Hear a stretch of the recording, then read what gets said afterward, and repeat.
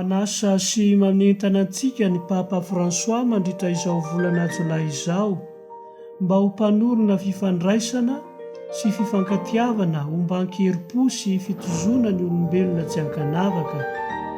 Izany dia araka ilay lohahevitra hitantsika ao amin'ny ensiklika Fratelli Tutti hoe fihavanana eo amin'ny fiarahamonina, lalana iray atolotra ho an'ny tontolo marary sy reraka.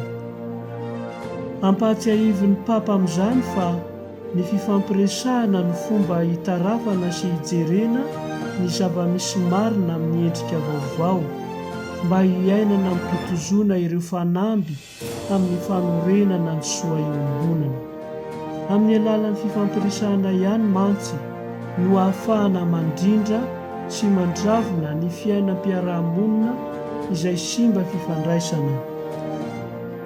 Tsy ahivy ny tambazotra-pivavahan'ny Papa maneran-tany ny lohatenin'ny fizarana fahaenina ao amin'ny ensiklika Fratelli Tutti manao hoe ny fifankatiavana eo amin'ny fiarahamonina. Ny fifampiresahana ara-piarahamonina tena izy, hoy ny Papa François, dia mametraka mialoha ny fahafahana manaja ny fomba fijerin'ny hafa amin'ny alalan'ny fanekena izay mety ahitana faharesen-dahatra na tombotsoa ara-dalàna izany. Sady mampianatra no manolo-kevitra ihany koa ny Papa ny andehanana mihoatra lavitra noho ny vondron'ny samy mpinamana sy hanorenana fisaikazana omba ampifankatiavana eo anivon'ny fiarahamonina raha ilaina mba hisian'ny fiaraha-miaina tonga lafatra. Fa mbola manentana hatrany ny Papa ny hanavaozana ny fihaonantsika indrindra miaraka amin'ireo tena mahantra sy marefo.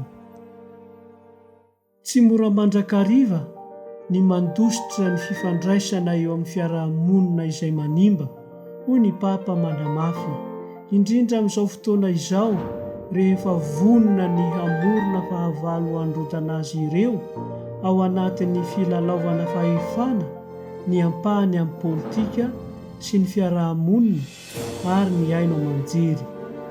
Ny fifampiresahana no tsy maintsy ho fitaovana voalohany hamahana ny fifandirana. Faranan'ny Papa ary ny fampianarana sy ny fanentanany antsika araka ny fangatahana amin'ity volana Jolay ity manao hoe mba ho mpanorona mahery fo sy mpandala ny fifanankalozan-kevitra sy ny fifankatiavana ny isika eo amin'ny fiainam-piarahamonina ara-toekarena sy politika misy tisatisa. Ary hoy ny boky Eklesiastika na Siraka ao amin'ny toko fahaenina andininy faha-140 manao hoe ny sakaiza mahatoky dia fiarovana mahery ka nahita rakitra izay nahita azy.